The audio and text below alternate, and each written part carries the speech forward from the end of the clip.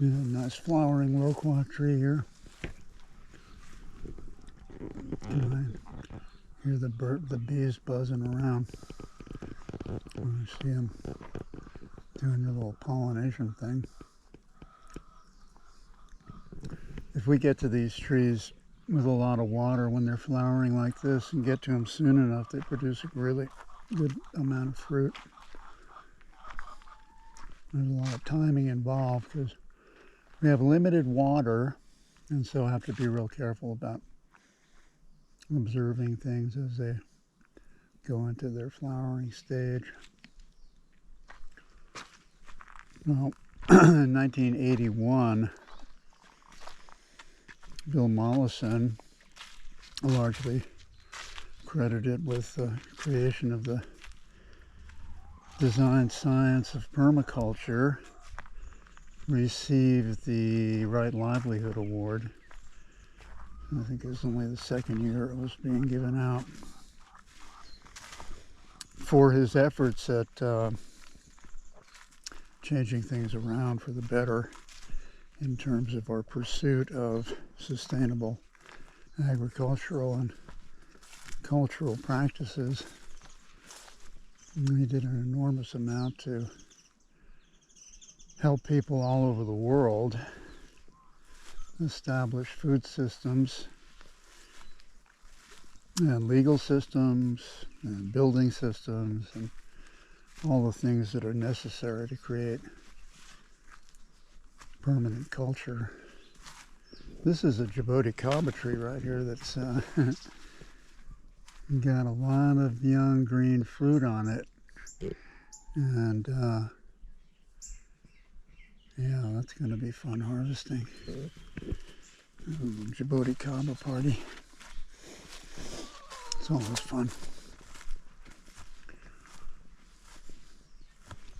In 1982, Bill did his first permaculture design course in the northern and western hemisphere, right here on Maui. And man, was I ever lucky to get in on that. At the time, the courses were 3 weeks, including a lecture in the morning, a lecture in the afternoon, and kind of evening skull sessions and just playtime. Make food, play music, listen to Bill's ridiculously great stories about his worldwide travels. This jackfruit tree is pretty well harvested out. I don't know if you can see this, but there's one more up there. We've gotten some big ones off this tree this year. It's been probably about 35, 40 fruits. I think the biggest one was about 40 pounds. That's why we use the futon. A little bit of mixed use. You clip those jackfruit down from 20 feet, and good to have a little cushioning on the ground. So he was here for that 3 weeks. I ended up being able to see him again on the Big Island when he came over a few years later to make the rounds and check on some of the projects that had been started. And after meeting him and studying with him, kind of hunkered down with his books. And at the time, the designer's manual was not yet written, nor was Introduction to Permaculture. This nice, he had a little yellow on the shoulders of a white sapote. And that's about as much sugar as it's going to produce, probably. There's some up there. They are looking nice and yellow, too. So I'll be harvesting some of those later. One of the group in 1982, a gal named Rennie Slay, and she ended up packing up and following Bill to Tasmania, and had a pretty good role in the creation of Introduction to Permaculture. which is a wonderful book, by the way, for anybody who wants to get a good kind of thumbnail sketch of the overall system. It's a great place to start. As is, YouTube and various other social media that have recordings and archival records of Bill doing his thing. So I think for a lot of people, I know for me, being exposed to him and his teachings are life-changing experiences. I can say that within about 10 minutes of hanging out and listening to him, the piece of the puzzle of my life fell into place that I've been looking for, which was, what do I do as a human to make things better? This is a little area here where we can see these avocado tree. This is a Malama avocado. Still has some pretty nice fruit on it. And it's a Charwell that's taken a break this year. And this one over here is a green gold. It has a fair amount of fruit, still filling out. This is the first part of the orchard in which I, instead of going, we need some more avos, let's go buy some, I grafted from the property, because we have 11 varieties, so we know which ones are doing nicely and productive regularly. So that's what this little area is about. And then we've got sugarcane planted in between and papayas planted in between. And we have a little Adamoya here. This is one of the first Adamoyas I grafted. They're a little bit difficult to graft. And this is a Philippine swirl guava and partially eaten. Yeah, the critters around here really like the fruit too. Of the 3 or 4 kinds of guava that we have, this is maybe the least desirable, but it's a good one. They're all very tasty and high vitamin content. Also have these vines you can see going up the papaya tree.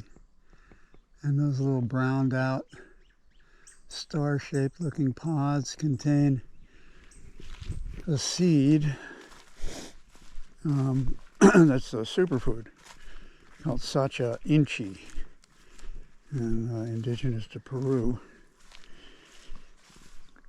I found out about it when I was on a dating site with Latin American girls. And I got some seeds, sprouted them. They really do nicely as a companion plant growing up a tree because they're not a strangling vine, so they don't really harm the plant. And they produce this wonderful food in conjunction with whatever else you're growing it with.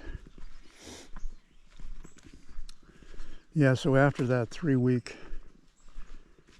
course, I was kind of on fire with it. I didn't really have anything to do about it because I was just renting a piece of property that was covered with cows. Yeah, it was me and 25 cows on this land when I first got here. That was in 1980. And so I was just kind of working away in my imagination with what could actually be done here. As part of the course in all of the PDCs, the students get to do a design at the end of the course, and target properties are made early on, and this was one of them. So we got a gang of about 7 or 8 of us, about a third of the class, to come down here and do a design. It turned out pretty well. It was for the entire 25 acres, of which I managed to buy a little over 5. But the principles were all laid out there. The components were all laid out there. Water catch and earthworks and swales. And there's a stalk of bananas that looking pretty close. It's filled out nicely. Another little one coming in over there.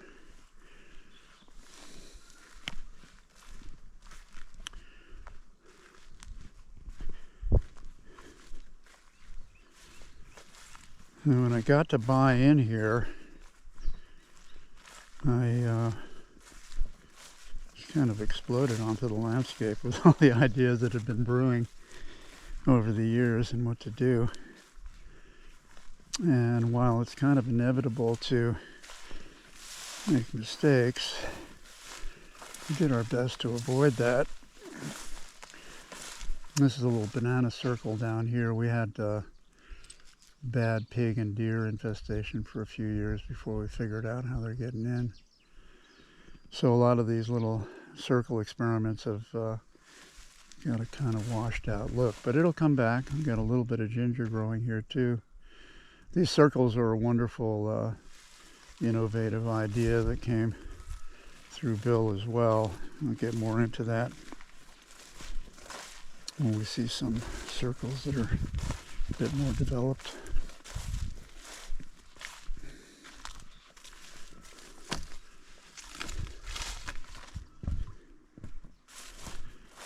We had designed in a two-part aquaculture system with this pond here on top.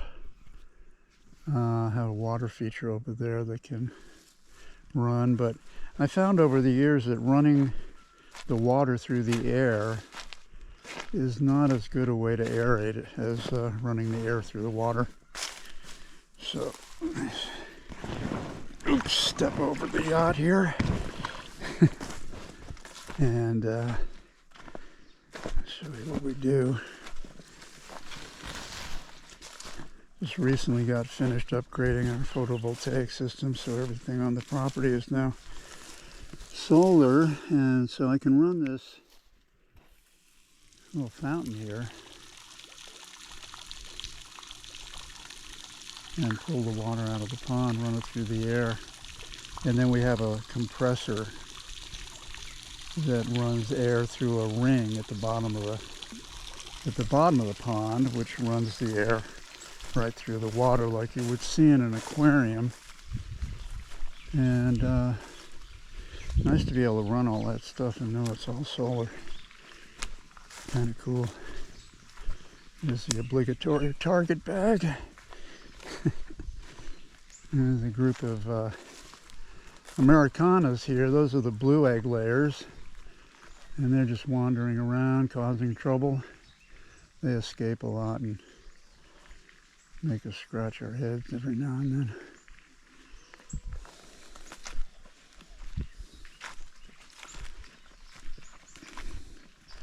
So I'm wandering around the upper portion of the property here. We just took a walk a bit out the driveway and up and around there, back down through the pond.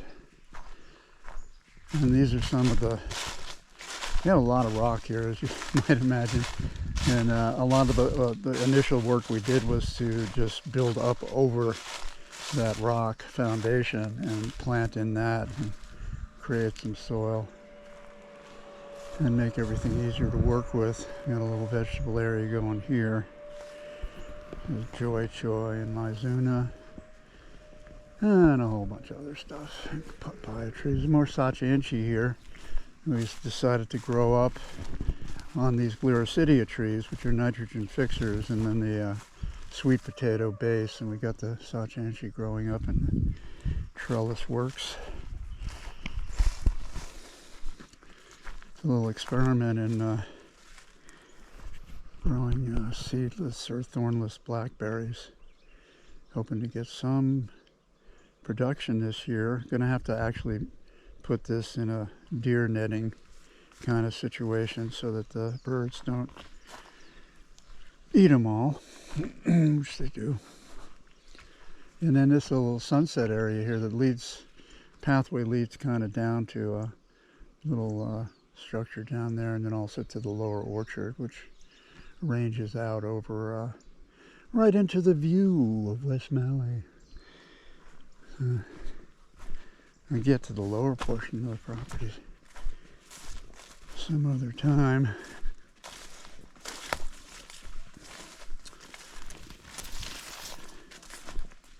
So Bill spread the word for many, many years, for decades really. It's worked in well over 100 countries and much loved by people all around the world whose lives were enriched by his presence and his teachings, and he will definitely live on in the hearts and minds of everyone who ever met him or got some serious insight into permaculture.